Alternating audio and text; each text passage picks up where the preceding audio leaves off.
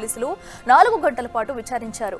ఫిర్యాదు చేసిన మహిళ ఇంటికి అఘోరిని తీసుకువెళ్లి వివరాలు సేకరిస్తున్నారు. తర్వాత చేవెళ్ల ప్రభుత్వ ఆసుపత్రికి తీసుకెళ్లి వైద్య పరీక్షలు చేయించి షాద్నగర్ కోర్టుకు తరలించారు. న్యాయమూర్తి రిమాండ్ను పొడిగించడంతో అఘోరిని తిరిగి చంచలగూడ జైలుకు తరలించారు.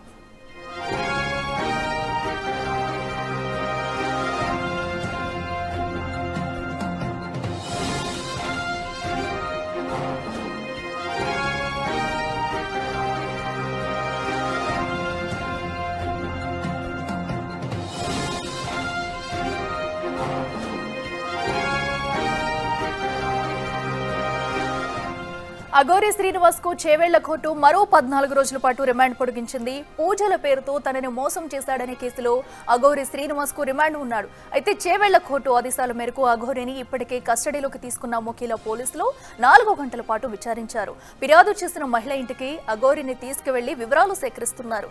తర్వాత చేవెళ్ల ప్రభుత్వ ఆసుపత్రికి తీసుకువెళ్లి వైద్య పరీక్షలు చేయించి షాద్నగర్ కోర్టుకు తరలించారు. న్యాయమూర్తి రిమాండ్ను పొడిగించడంతో అఘోరిని తిరిగి చంచలగూడ జైలుకు తరలించారు.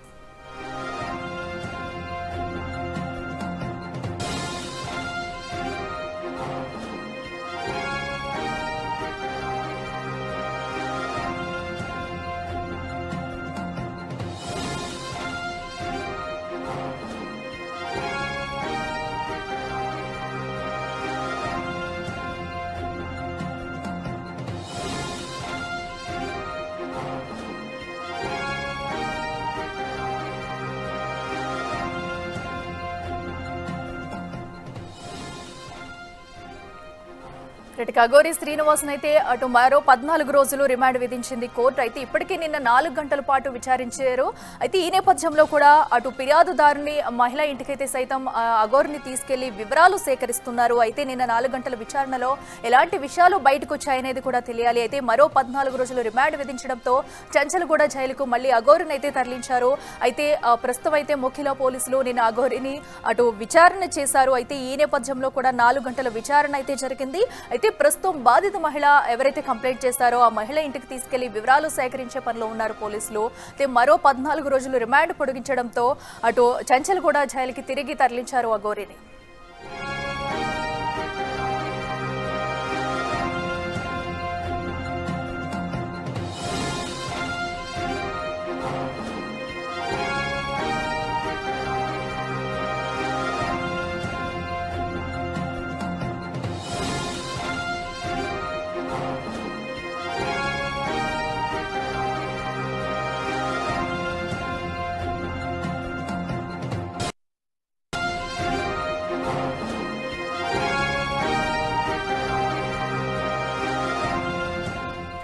అఘోరి శ్రీనివాస్ కి అయితే మరో 14 రోజులు రిమాండ్ పొడిగించింది కోర్టు. అయితే ఈ నేపథ్యంలో నిన్న 4 గంటలు విచారించారు. అయితే మరొకసారి రిమాండ్ పొడిగించడంతో మళ్లీ తిరిగి అతన్ని చంచలగూడ జైలుకు తరలించారు. ఇదే అంశానికి సంబంధించి మరింత సమాచారం మా ప్రతినిధి రానా లైవ్ లో అందిస్తారు. రానా, చెప్పండి, నిన్న శ్రీనివాస్ ని విచారించిన పోలీసులు ఎలాంటి ఆధారాలు సేకరించారు? అలాగే ఈ రోజు అటు కంప్లైంట్ ఇచ్చిన బాధిత మహిళ ఇంటికి వెళ్లి కూడా వివరాలు సేకరిస్తున్నట్టు తెలుస్తుంది. మరి ఎలాంటి ఆధారాలు ఇప్పటి వరకు బయటకు వచ్చాయి? ప్రగతి రిసార్ట్కి చెందినటువంటి మహిళ ఇచ్చినటువంటి ఫిర్యాదు మేరకు అనేక సెక్షన్స్ కింద అఘోరి శ్రీనివాస్ పైన కేసు నమోదైంది. దాని తగ్గట్టుగానే 2 రోజుల పాటు కూడా మోకిలా పోలీసులు శ్రీనివాస్ని కస్టడీకి తీసుకున్నారు. కస్టడీకి తీసుకున్న తర్వాత నిన్న మోకిలా పోలీస్ స్టేషన్కి తీసుకెళ్లారు. అక్కడ దాదాపు 4 గంటల పాటు కూడా ఆయన్ని ప్రశ్నించిన తర్వాత అక్కడి నుంచి మహిళతో ఆయన ఎక్కడెక్కడ మాట్లాడారు, దాంతోపాటు ఎక్కడ పూజలు చేస్తానని చెప్పి ఒప్పుకున్నాడు, దాంతోపాటు ఎక్కడ డబ్బులు తీసుకున్నాడు అనే ప్లేస్ దగ్గరికి నిన్న అక్కడ తీసుకెళ్లడం జరిగింది. మహిళ పలానా చోట ఇచ్చాడని చెప్పడం జరిగింది. అంటే సీన్ రీకన్స్ట్రక్షన్ టైప్ లో కూడా నిన్న పోలీసులు చేసినటువంటి నేపథ్యం కాబట్టి సో కొన్ని ఆధారాలు లభించిన తర్వాత అఘోరి శ్రీనివాస్ ని అక్కడి నుంచి కూడా షాద్నగర్ కోర్టుకి తీసుకెళ్లారు. ముఖ్యంగా చేవెళ్ల గవర్నమెంట్ హాస్పిటల్కి తీసుకెళ్లిన తర్వాత అక్కడ వైద్య పరీక్షలు చేసిన తర్వాత డైరెక్ట్ కోర్టు తీసుకెళ్లి కోర్టులో సబ్మిట్ చేసిన తర్వాత కోర్టు మరో 14 రోజుల పాటు కూడా రిమాండ్ ని పొడిగించినటువంటి నేపథ్యం అయితే కనపడుతుంది. ఒకవైపు ఇటు అఘోరి శ్రీనివాస్ పైన ఈ 14 రోజుల పాటు ఇటు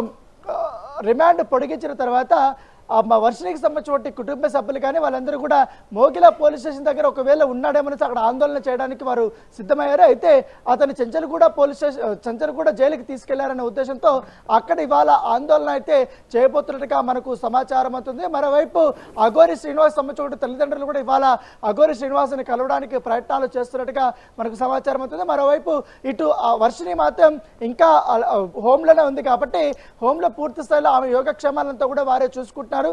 ఆమె నార్మల్ గానే ఉన్నట్టుగా మనకు సమాచారం అవుతుంది. అప్పుడప్పుడు అఘోరి శ్రీనివాస్ని నేను కలవాలనుకుంటున్నాననేసి కూడా పదే పదే అక్కడ ఉన్నటువంటి అధికారులకు చెప్పినట్టుగా మనకు తెలుస్తుంది. అయితే మోకిలా పోలీసులు మాత్రం చాలా సీరియస్గా ఈ కేసును తీసుకున్నారు.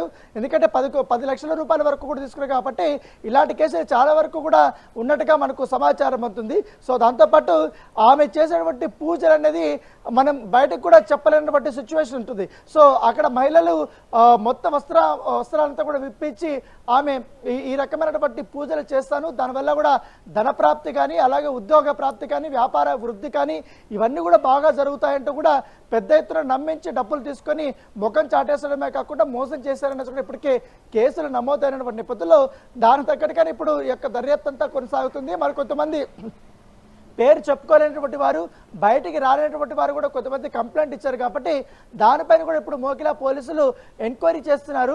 సో ప్రాథమిక ఆధారాలు లభించిన తర్వాత ఆ కేసుల్లో కూడా అఘోరి శ్రీనివాస్ని కూడా అరెస్ట్ చేసే అవకాశం ఉన్నట్టుగా సమాచారం అవుతుంది. కోర్టుల నుంచి కూడా అదుపులోకి తీసుకున్న తర్వాత విచారణ చేసే అవకాశం ఉన్నట్టుగా మనకు సమాచారం అవుతుంది. సో ఇన్ని రోజులు 14 రోజులు అనుకున్నప్పుడు మళ్ళీ 14 రోజులు పెరిగింది కాబట్టి సో అప్పటి వరకు కూడా ఆయన జైల్లోనే ఉండాల్సిన అవసరం ఉంది. మరోవైపు బెయిల్ పొందేందుకు అనేక ప్రయత్నాలు అయితే ఆయన చేస్తున్నారు. హైకోర్టులో కూడా పిటిషన్ వేయబోతున్నట్టుగా మనకు సమాచారం. మోసం చేశాడనే కేసులో అఘోరి శ్రీనివాస్ కు రిమాండ్ ఉన్నాడు. అయితే చేవెళ్ల కోర్టు ఆదేశాల మేరకు అఘోరిని ఇప్పటికే కస్టడీలోకి తీసుకున్న మోకిలా పోలీసులు 4 గంటల పాటు విచారించారు.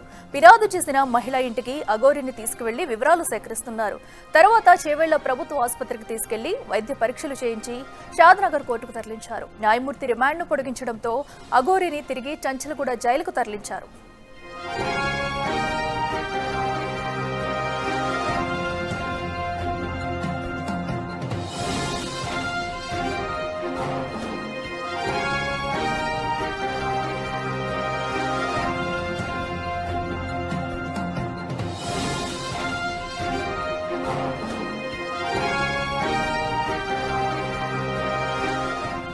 అఘోరి శ్రీనివాస్ కు చేవెళ్ల కోర్టు మరో 14 రోజుల పాటు రిమాండ్ పొడిగించింది. పూజల పేరుతో తనని మోసం చేశాడనే కేసులో అఘోరి శ్రీనివాస్ కు రిమాండ్ ఉన్నాడు. అయితే చేవెళ్ల కోర్టు ఆదేశాల మేరకు అఘోరిని ఇప్పటికే కస్టడీలోకి తీసుకున్న మోకిలా పోలీసులు 4 గంటల పాటు విచారించారు. ఫిర్యాదు చేసిన మహిళ ఇంటికి అఘోరిని తీసుకువెళ్లి వివరాలు సేకరిస్తున్నారు.